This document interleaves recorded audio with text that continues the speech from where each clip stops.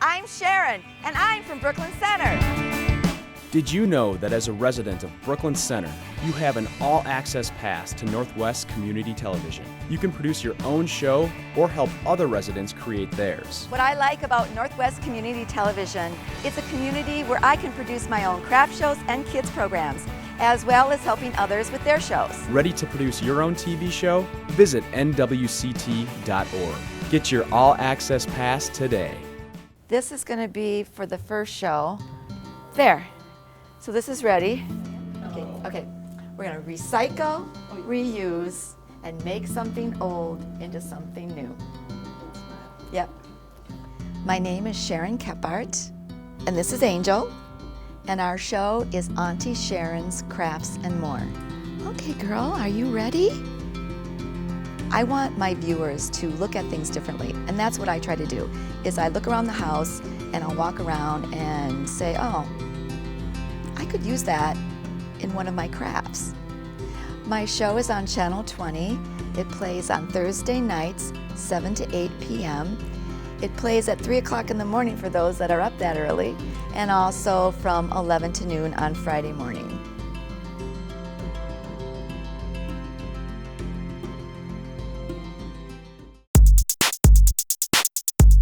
Hi, I'm Ashley from Kids for a Better World, a nonprofit organization encouraging the empowerment of youth, supporting youth initiatives, and creating partnerships to address the needs of individuals, children, and families. Be the change. Be the change and make the action, get involved. Be the change and make the action, get involved.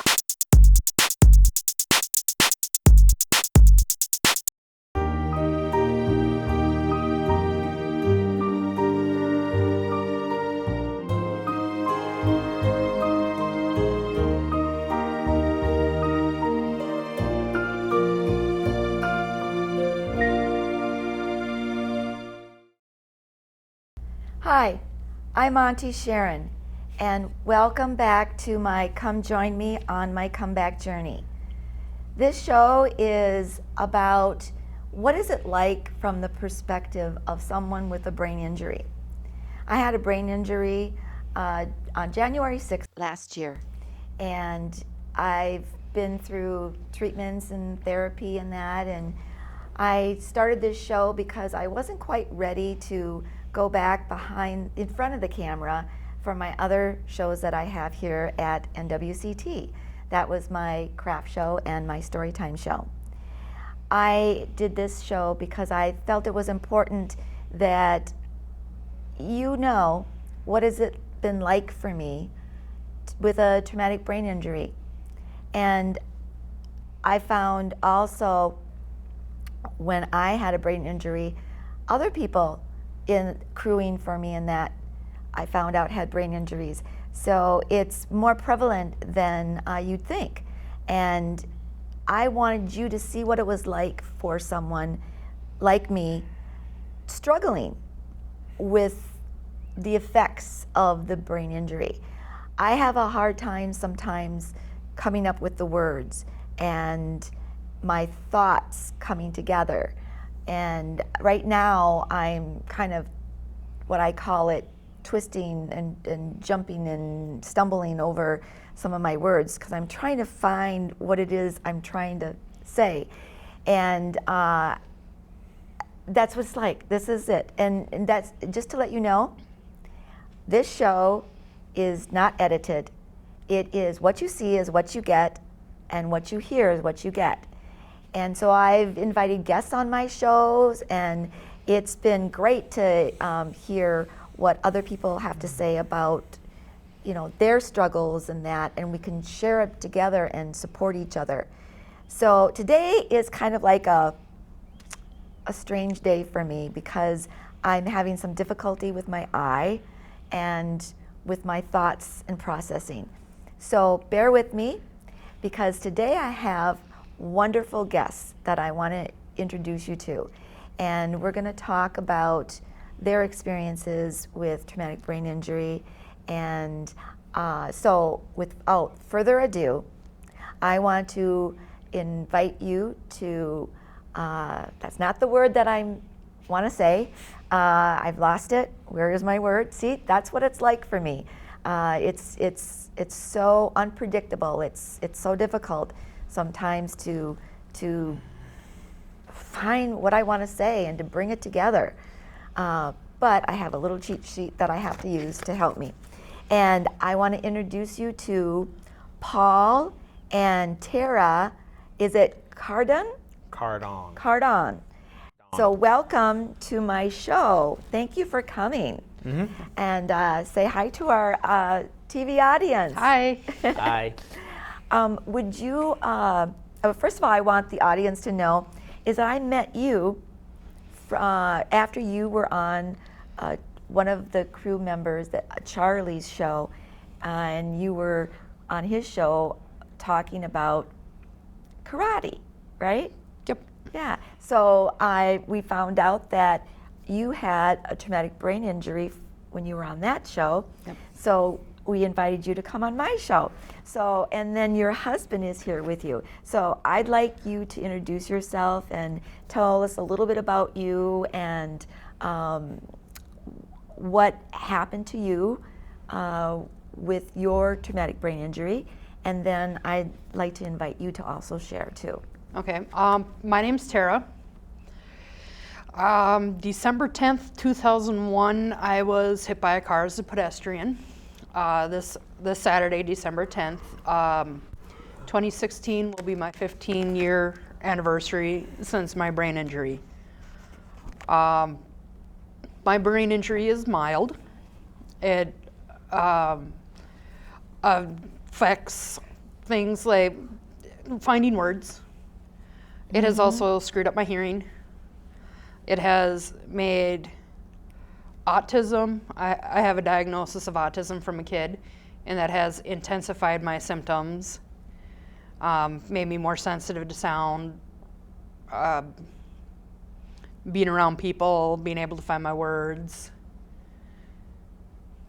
Now I forgot. Well, Normal yeah, stuff in my life. I lose my train of thought easily. yes, definitely. I definitely can identify with that. But it's made my physical condition a lot worse than what it was. So your traumatic brain injury, is that how you ended up in the wheelchair then? Not exactly.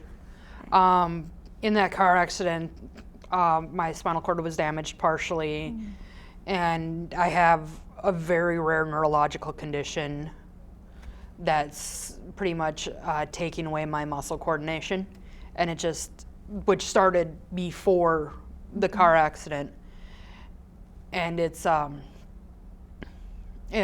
made my balance and coordination worse, and I'm losing that faster than I did before the brain injury. Yeah, I know. This is real life, everyone. We're not editing this, and so this is important because for you to see what we go through and the struggles that we have with just conversations, everyday conversations and stuff. It's not like you said. It was 15 years you're coming up to, 15 years. 15 years ago, and she still has dealing with some of those symptoms and that. And it's, people think, well, you should be healed by now. Well, brain injury is not like that. Oh yeah. The There's- doctors, when I've had my neuropsych tests, they've told me that, if you had a brain injury, it's healed by now. But my brain injury did not affect my learning ability. Yeah, I can still learn pretty good, but it has affected my thought processing, hearing, some nerve problems. And so it won't show up on the typical tests. Right. And all brain injuries are different. And even though we might share some similar frustrations and symptoms and stuff, each of our brain injuries are totally different in that. There's not one, this is it. Like you get a broken leg, you get a broken leg, it's here, and it's, and when it heals and stuff. So it's frustrating. But have you found ways that have helped you with your frustration? Sometimes venting, We have a couple cats, and one of them's considered a companion animal for me. He's an orange tabby named Milo. Yeah, there he is in my Oh, how in cute. my jacket sleeve a couple weeks ago. He's just a pure goofball. Oh, I've precious. had him since he was a 3-week-old kitten. oh, so precious. Oh, he is such a cutie. Yes. Animals can really make you feel good, and And then there's Silver with Milo. She's our other cat. okay. Yeah, animals really can tell when you're having difficulty too. Is they come to you and they know how to make you feel good in that. Oh yeah, both Oh. Milo and Silver will come and curl up on either mine or Paul's lap or Yeah. get into our face and just start purring. And Milo does that more than Silver, though. yeah, he gets to be loud Oh. when he's purring. But yeah, and Yeah. he'll sit on my lap, and I can go out into stores and he'll just sit there and he'll help with the anxiety that comes with my brain injury, and just helps me be calm around people. And Yes. Yeah, finding ways to help us to calm ourselves and feel less stress is really important. It's because it stress aggravates and there's a word I'm thinking of. exasperate. No, but you're getting close. See, this is what I've lost the word. It's there, but it won't come out. I don't know where it went. For me, it's like I'm walking along a path, and all of a sudden, the path, it drops down to like a 40-foot drop. That's how it feels like for me. And that. Hey, and- where'd everything go? Yes, right, exactly. So it definitely, stress is one thing that we need to keep down. Paul, can you tell us a little bit about your brain injury? Well, from what I understand, what my parents have told me is I was 9 when I was hit by a pickup truck. My brain injury is more severe than what my lovely wife's is. Some of the struggles I had to deal with when I was going through school is, aside from having the brain injury, I also have ADHD, which I have a hard time remembering things when it comes to short-term stuff. So basically, you can tell me one thing, and then a few minutes later, if I don't do exactly what you wanted me to do, or ask me to do actually, I'll forget to do it. And then aside from that, I had difficulties learning in high school and whatnot because of my brain injury as well as my ADHD. It's just the brain injury just compounded with the ADHD. Aside from that, I mean, the way I deal with it more so for me is I play video games. I mean, video games is what I enjoy doing. That takes my mind off of other things. Yes, I get frustrated at work still yet, but that's things I deal with. And I drink coffee. Drink coffee? Okay, isn't coffee a pick-me-upper? Depending on how you're wired, actually. Okay. That's the other thing with the brain injuries as well. Is for me, coffee, what it actually does is it keeps me calm. Okay. Keeps me more focused on what I need to accomplish. It's the caffeine that's in it that does that. Oh, interesting. Ah. Well, that's more so due to your ADHD, though. Well, because it works. Caffeine both is a stimulant, and if you have a hyperactive mind, the Yes. caffeine helps calm it down. Oh, okay. So you've never had to, like with ADHD, I know some kids get put on this Ritalin stuff. I was on that You when were I on was that in too? when I was in school. And then aside from the Ritalin, I also was taking Strattera when I was in high school.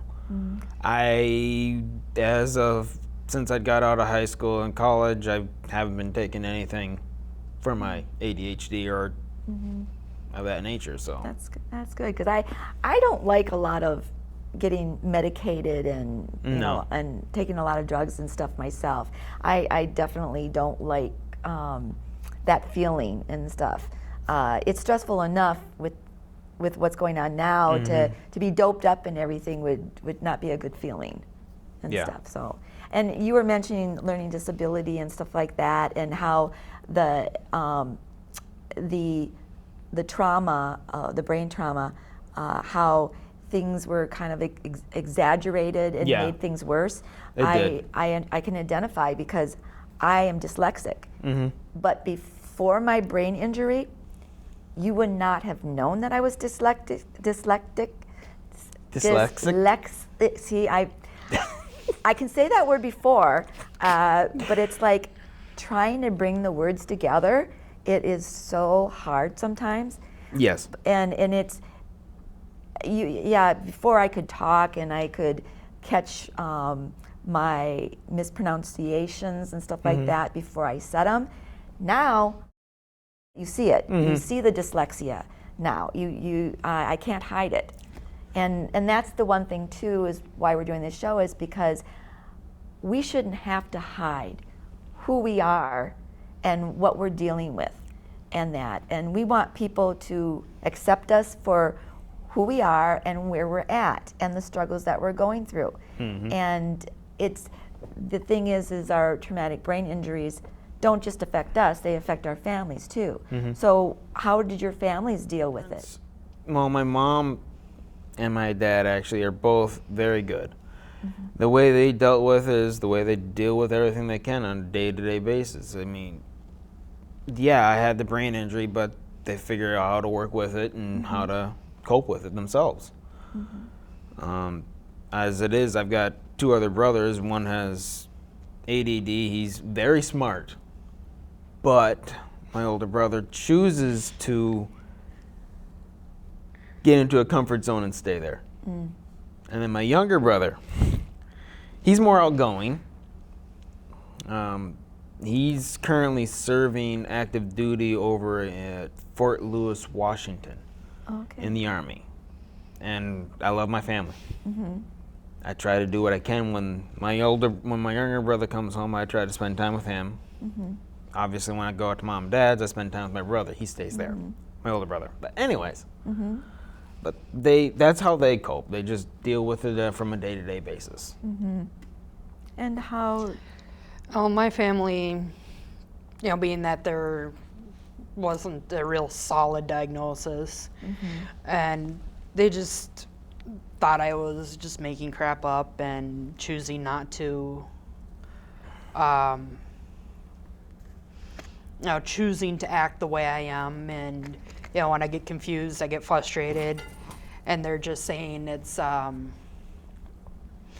choosing to be that way. Why do you have to be that way? And just being mean, not necessarily mean, but not understanding. When I got with Paul's family, though, his family is extremely accommodating.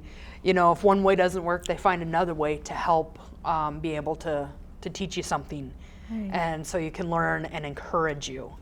Oh, that's wonderful. Yeah, I do understand both sides too.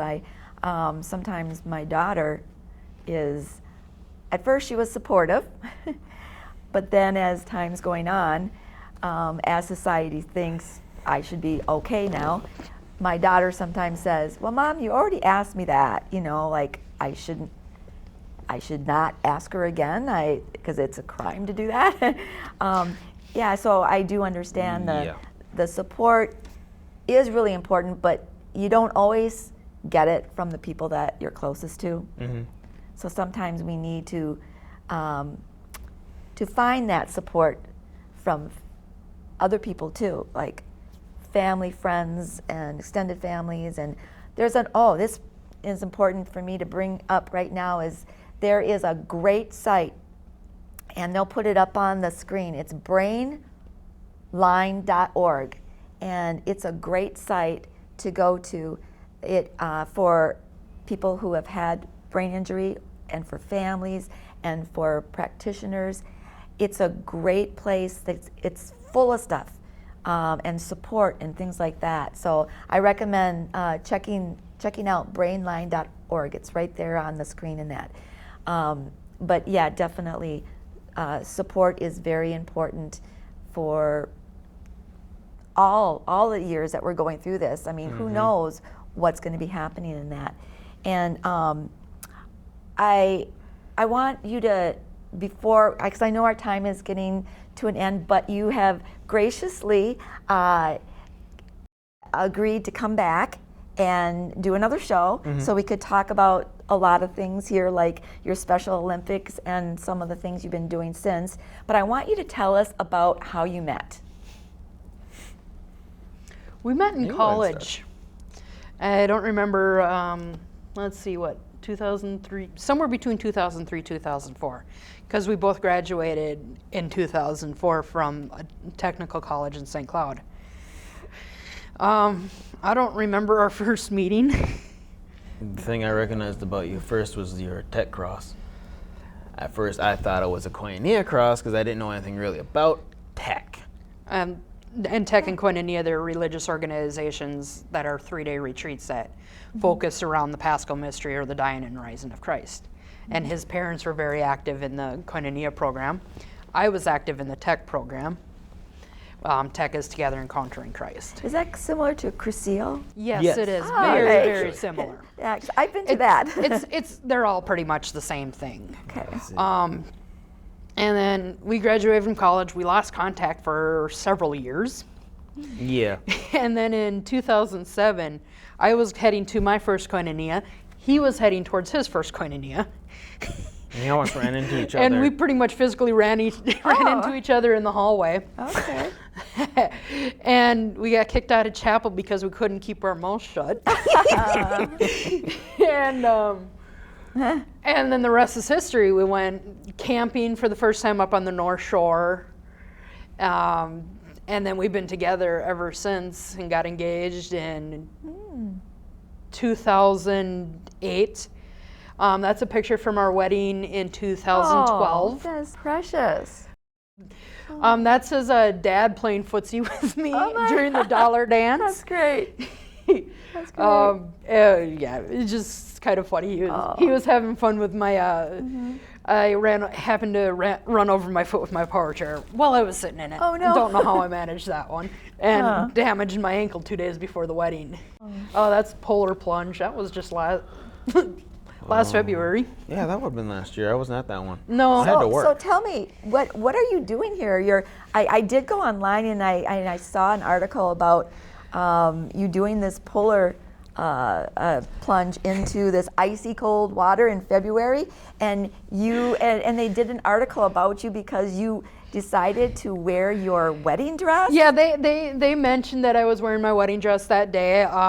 I wore it for the fun of it, but I told the paper I wore it because Paul couldn't jump with me. He had to work that day. Oh, okay. And I'm jumping with another teammate of mine from our Special Olympics team.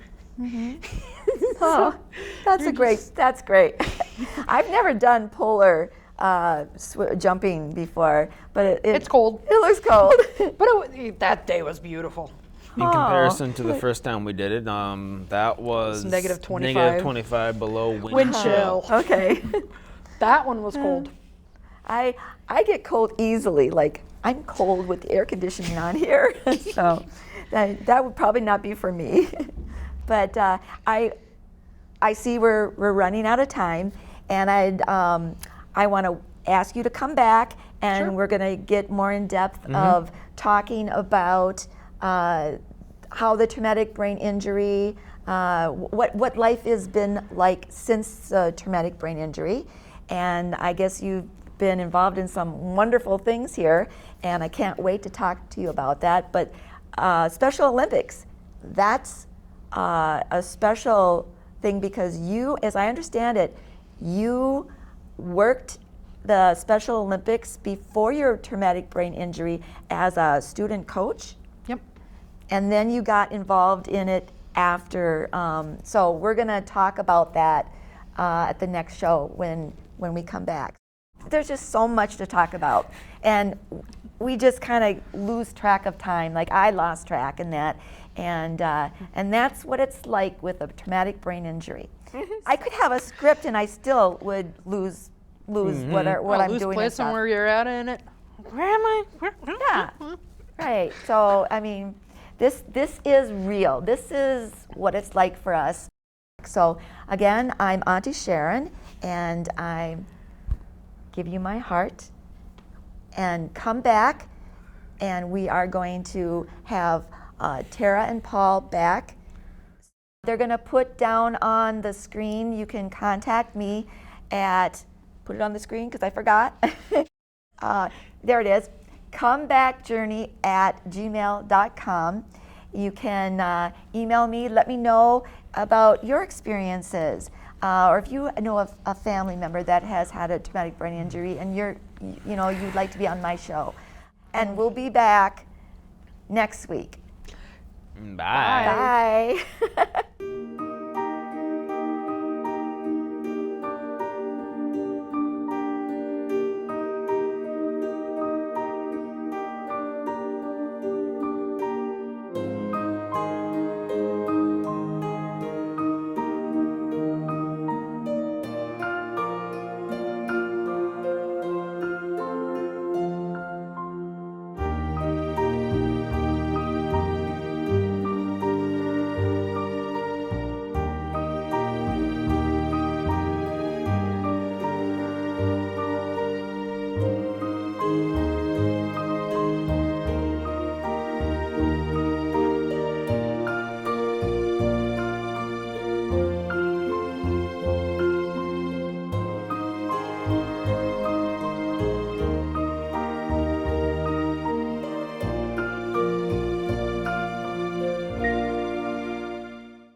I'm Ben Utek. I played high school, college, and pro football, helping my team win the 2006 championship.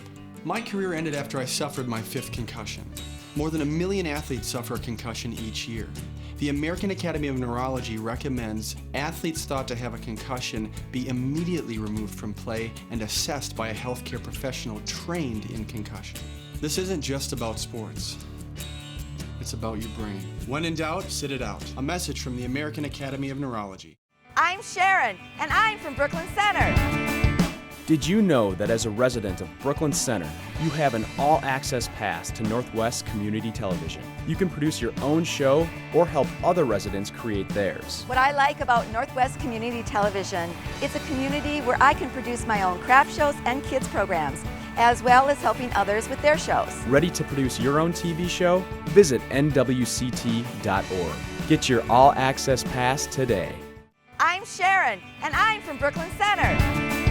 Did you know that as a resident of Brooklyn Center, you have an all-access pass to Northwest Community Television? You can produce your own show or help other residents create theirs. What I like about Northwest Community Television, it's a community where I can produce my own craft shows and kids programs, as well as helping others with their shows. Ready to produce your own TV show? Visit nwct.org. Get your all-access pass today. This is going to be for the first show. There. So this is ready. Okay. We're going to recycle, reuse, and make something old into something new. Yep. My name is Sharon Kephart, and this is Angel, and our show is Auntie Sharon's Crafts and More. Okay, girl, are you ready?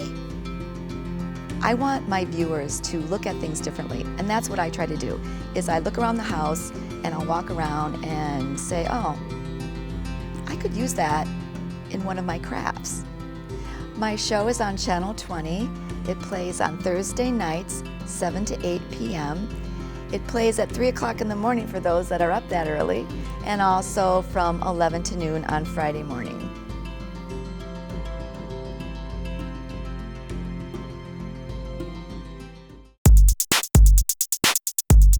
Hi, I'm Ashley from Kids for a Better World, a nonprofit organization encouraging the empowerment of youth, supporting youth initiatives, and creating partnerships to address the needs of individuals, children, and families. Be the change. Be the change and make your children get involved. Be the change and make your children get involved.